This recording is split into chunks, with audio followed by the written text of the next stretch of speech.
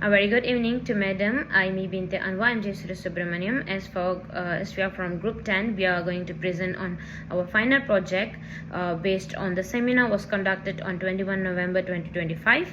So moving on to the next part, which is the group members. So as we are from Group 10, we have Aina, Nazuri, Anushini and myself, Jesura Subramaniam. Without ado, I would like to begin with the introduction part, where the Human Capital Issue Seminar was organized to expose students to real-world human resource challenges in modern organization. This seminar was led by Ms. Mo Iteng. She is an experienced HR professional, where she explained the connection between classroom theory with industry practice and highlights the strategic role of human capital issues basically in organizational performance. So there are few areas that covered by Ms. Mo, such as recruitment and selection, occupational safety and health, ethics, diversity, employee well-being, work-life balance and engagement and retention.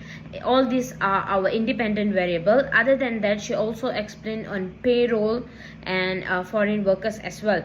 So for this assignment, we chose organizational performance as an dependent variable, and the independent variables such as recruitment, selection, OSHA, diversity, employee well-being, work-life balances, engagement and retention are the independent variables for our assignment. So overall, this seminar was provided valuable insights that form the foundation for this study, which examines how human capital issues influence organizational performance, sustainability and also competitive advantage to the study. Moving on to the next slide. The first hypothetical theory under recruitment and selection is there's a significant positive relationship between recruitment and selection practices and organizational performance. Basically, recruitment and selection play a vital role in ensuring organization to hire employees with the right skills and values, which can lead to better person that can fit the job and improve organizational performance.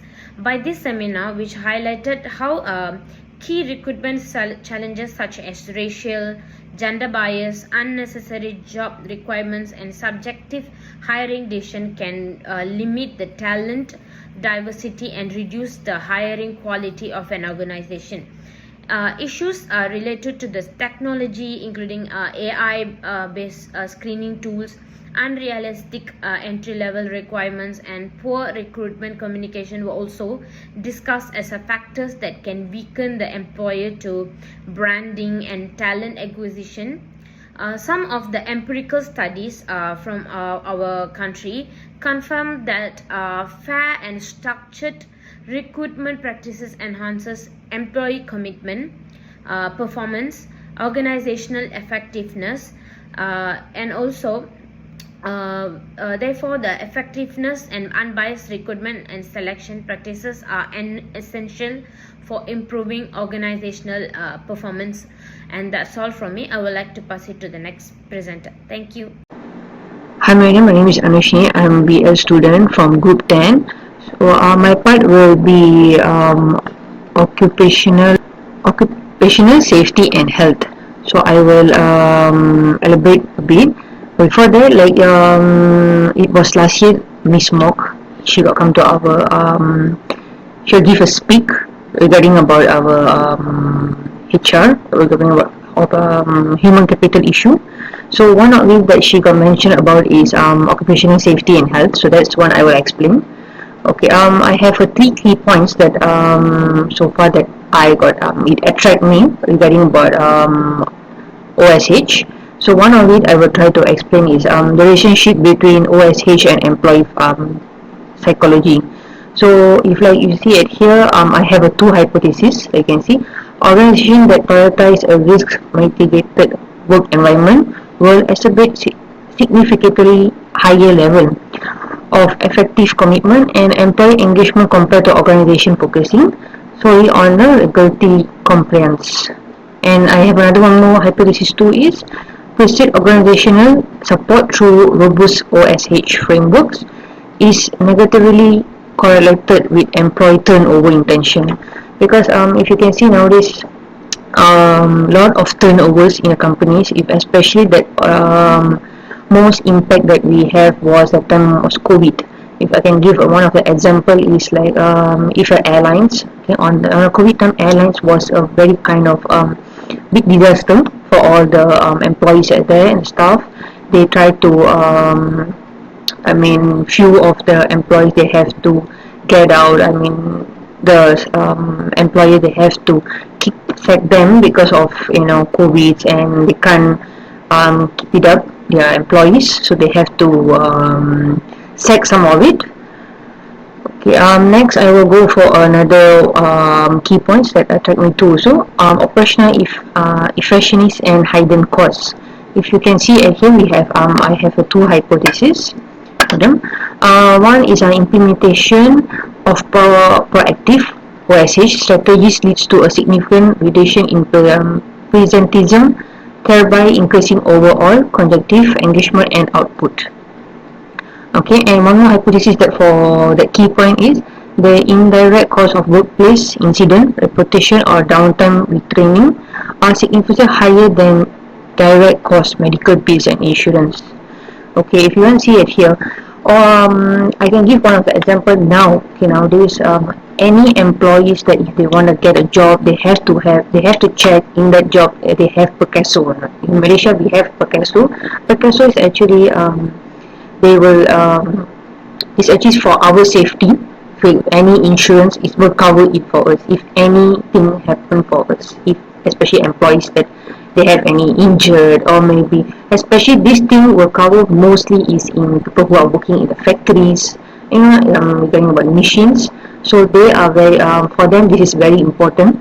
They have to check, okay, this kind of insurance, is it have is it implement, so they have to check on that with their employer, okay, their HR department lah, they have to find out. So once they already go through, I mean, they're already into this one of the company, they have to check they have this kind of benefits for them, especially the insurance and medical bills.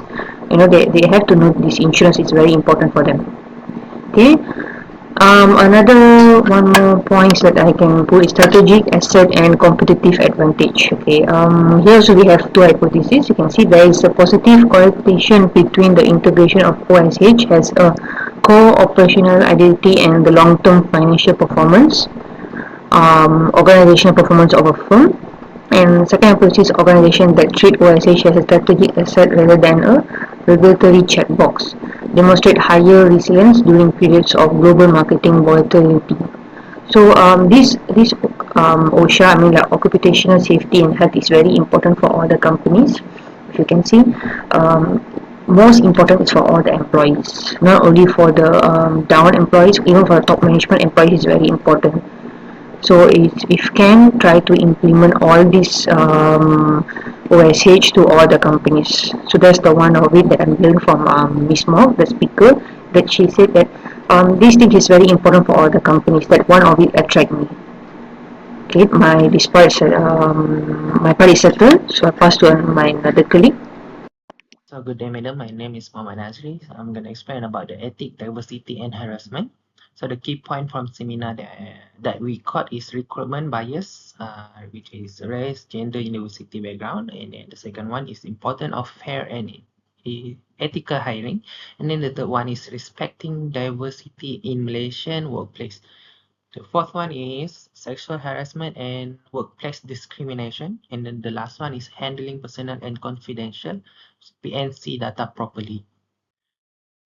So, why it matters? Ethic and diversity and harassment about how employees are treated at work. The speakers share the unfair hiring, which is choosing people based on the race, gender, or university can make employees feel unhappy and treated differently. In Malaysia, workplace have many cultures, age group. So respecting diversity help teamwork and communication. The seminar also discussed sexual harassment and discrimination. When the employee feel unsafe or disrespect, they become stressed and low focus. This leads to how low 2. Low motivation, poor work quality, and employee leaving the company. All these issues will slowly affect organizational performance. Then the second one is employee engagement retention issue. And then the key point from seminar is job hugging or hopping, burnout and work stress, work culture, toxic work culture, unclear career path and lack of growth. And then the last one is pay and recognition imbalance. So why it matters? Employee engagement is about how motivated and connected employee feels to their job. The speaker explained issue like quitting, burn out, job hopping, and job hugging. These problems happen when the employee feel tired, unappreciated, or unclear about their career path. Toxic culture and imbalance between pay and recognition also make employee unhappy when the engagement is low and employee only do minimal work. And then when many employee leave the company, the company spend more on hiring and training. This is reduce productivity and affect organizational performance. So that's it for my part. Thank you. Hi, my name is Aina Farzana binti Azman and I'll present my part. So, employee performance, well-being and work-life balance are closely connected as work-life balance helps support employees' mental, emotional and physical health, leading to higher job satisfaction, lower stress and better performance. According to research by Har et al. In 2014 shows that work-life balance positively influences employee well-being, which in turn enhances job performance, suggesting that organizations benefit when they support flexibility and well-being initiatives. These findings were reinforced during the MSU seminar, where Ms. Mook emphasized that high performance cannot be sustained without considering mental health and personal life balance, highlighting the importance of a supportive work environment. Overall, both research and professional insights confirm that prioritizing work-life balance is essential for maintaining employee well-being and achieving long-term organizational performance. For suggestion part, although the MSU seminar was informative and engaging, it could be improved in several ways. First, adding more interactive activities such as group discussions, live polls, or Q&A sessions would encourage active student participation and help relate the topics to real experiences. Second, including more real-life case studies from different industries would strengthen the connection between theory and practice. Lastly, better time management and providing seminar materials like slides or summary notes would improve understanding and revision. Overall, with more interactivity, practical examples, and clearer structure, future seminars could be even more effective and engaging. Thank you, that's all from me. Okay, madam. So my part, another one more last part for our for end of this presentation. My part will be conclusion. Okay, in so far that the one that we saw that Miss Mock give us a conclusion is the multifaceted relationship between these human resources dimension and organization performance underscores the necessity of holistic management approach. So she got mentioned few of it, and everything is actually act like us, and this kind of things is really must implement for HR. As a HR that we are taking this course, it's very important. One of it is by refining recruitment selection to ensure a high caliber workforce and maintaining rigorous occupational safety and health (OSH) standard. A firm secure both its human capital and operational continuity. These foundations is determined when organization actively promotes ethic, diversity, and harassment prevention. Okay. Therefore, by balancing high output expectation with the performance and well-being work-life balance, the organization prevents burnout and foster a loyal resilience. If you can see, like what we're trying to explain is, these kind of things is actually very important for us to implement. Of course, together these initiatives directly address employee engagement and retention issues, ensuring that the talent remains committed and motivated. Okay, this thing is very important because employee they need to be motivated. Okay, they really need to be motivated, and they cannot be have burnouts because now a lot of things I mean, human beings, we can't keep everything to eat. You have first depression and you come burnout. So we want to make it more committed and motivated. So ultimately, the synergy between these 5 independent variables, the one we so far in my team we choose, creates a high performance work system where employee certification and ethical integrity serve as the primary engines for a long-term organizational success and sustainability. So these 5 independent that so far my group did, that this thing is very important for all the employees in the companies. They have to implement this thing, especially a HR. It's not they actually a very big role model for a company, so they have to implement these things, if I can see so far. And they can say they're one of the pillar for the company, so without them the company can't success through, I mean, they can't go more further, they can't grow. So this is very important, this kind of variables to implement in a company. So far, madam, thank you. It's from me.